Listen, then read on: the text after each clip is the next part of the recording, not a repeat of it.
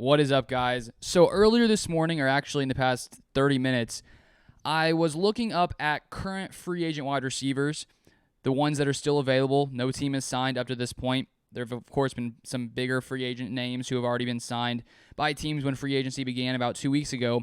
But now we're getting to that point where there are some guys who haven't been signed up to now. The question is, who's going to sign them? Who wants to come in, give them a contract? And one guy, as I was looking through this list of different players, and there's a few different ones that I think could make sense, and maybe I'll make a video on those later. But one guy caught my eye, and that is Jarvis Landry.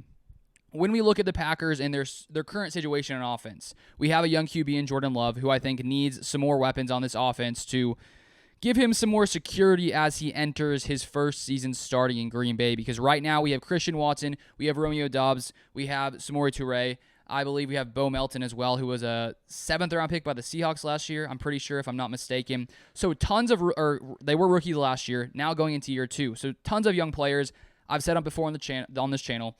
I think that Christian Watson and Romeo Doubs specifically have a great future ahead of them, and I think as they grow and develop that chemistry with Jordan Love, they're going to be great. But I think still, they're young players going into their second season. And the fact that Lazard, who is now sort of like a veteran kind of player, getting there, is now with the Jets, signing that 4-year, $44 million deal. He is gone, no longer in the receiver room. The Packers have not brought back Randall Cobb. It does not seem like they will. It seems that Cobb could sign with the Jets, maybe whenever this Rodgers deal gets done, because Rodgers loves Cobb. They're great friends. It seems like that would make sense for him to join the Jets, which means there's no really veteran receiver in this room. And I think when we look at Jarvis Landry, he's had a very, very great career. He clearly has, the knowledge and the talent to get it done at the highest level. There are some question marks with him now because of his age. He is 30 years old. He has some injury concerns, but I think that he's kind of the player that Brian Gutekunst likes to sign, these under-the-radar guys. Let's look back last year to Sammy Watkins. Yes, I know that did not work out. I was hopeful last year that maybe he could resurge his career, but that just didn't really happen. He dealt with injuries, wasn't able to do anything, then got released. But when we look at Jarvis Landry, let me pull up here his stats for his past, however many seasons this is, 8 or 9 seasons. This is from PFF's website. So as you can see, started off in Miami, goes to Cleveland, and spent 2022 with New Orleans, where he only played in 9 games before he had an ankle injury and was then sent to the IR. So he suffered some injuries in 2022. Also in 2021 with the Browns, I think he missed 4 games, dealing with different injuries. But he's still a very, very solid receiver, I believe. And if he can stay healthy, I think that, with the when we look at the receiver room, one area the Packers are missing is sort of that reliable slot receiver.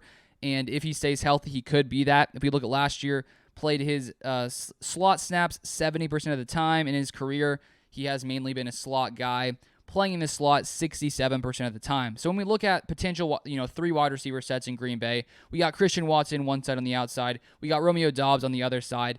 But I think that if we could put Jarvis Landry in that slot role, just to give Jordan Love that nice option in the slot, a guy who knows what he's doing. So not only will he give you some production on the field if healthy, he can also be that veteran voice in the receiver room that can sort of continue to teach Christian Watson, Romeo Doubs, all these young receivers, because he has years and years of NFL experience.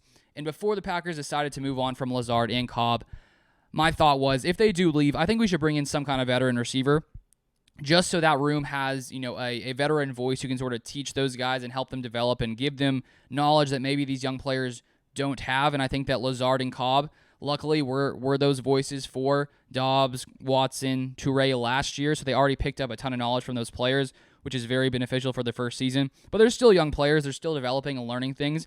And so not only, I think, could Jarvis Landry be beneficial on the field, but also in the locker room, helping these young receivers and sort of helping them develop as they sort of start to go forward in their career. So there is some concerns, as I said, with his injury history. Had an ankle injury last year. But last year, before he played with the Saints, he signed a 1-year, $3 million deal with the Saints last season.